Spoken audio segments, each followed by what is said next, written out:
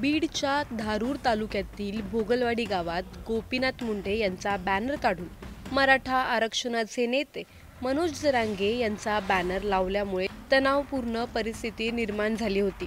या घटनेमुळे दोन्ही गटांमध्ये जोरदार वाद निर्माण झाला होता।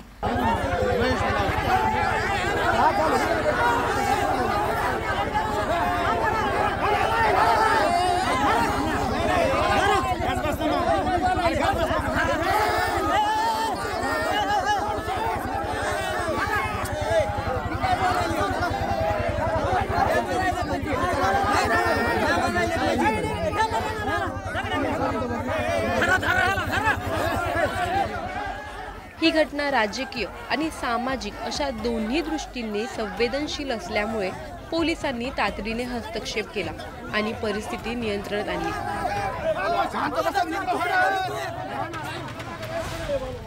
या घटनेमुळे पुन्हा एकदा मराठा विरुद्ध ओबीसी आरक्षणासंदर्भातील वाद समोर येत आहे, ज्यामुळे समाजात दुही निर्माण होण्याची शक्यता आहे। सध्या तरी भोगलवाडीमधील परिस्थिती काय आहे हे जाणून घेऊयात।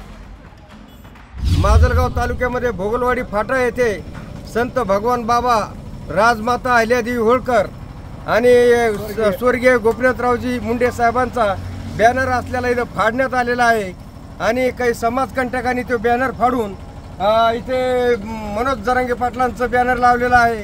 कारण की उंड्याच्याला आज याच गावामध्ये प्राध्यापक संघर्ष योद्धे लक्ष्मण हाके साहेब यांची भोगलवाडी पंचक्रोशीतील आणि धारूर तालुक्यातील लोकांनी सभा ठेवली होती। त्या सभेचा द्वेष मनात धरून काही समाजकंटकांनी रात्री इथं बॅनर फाडला। त्यांचा आम्ही सर्व ओबीसी बांधवातर्फे जाहीर निषेध करतो आणि त्यांच्यावर गुन्हा दाखल झाला पाहिजे अशी समस्त ओबीसी समाजातर्फे आमची मागणी आहे।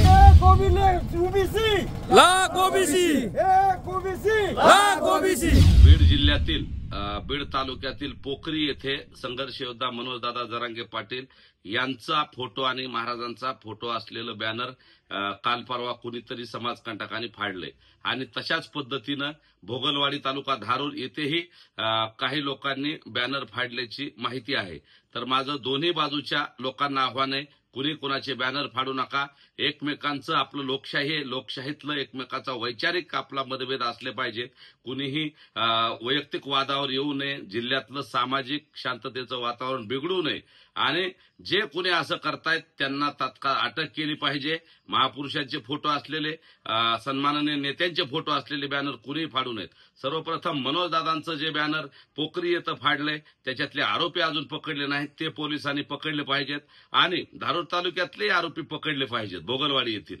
तर माझी दोन्ही बाजूंना विनंती आहे, कुणीही एकमेकाचे बॅनर फाडू नयेत, कुणीही एकमेकाच्या समोर येऊ नये, कुणीही कायदा हातात घेऊ नये।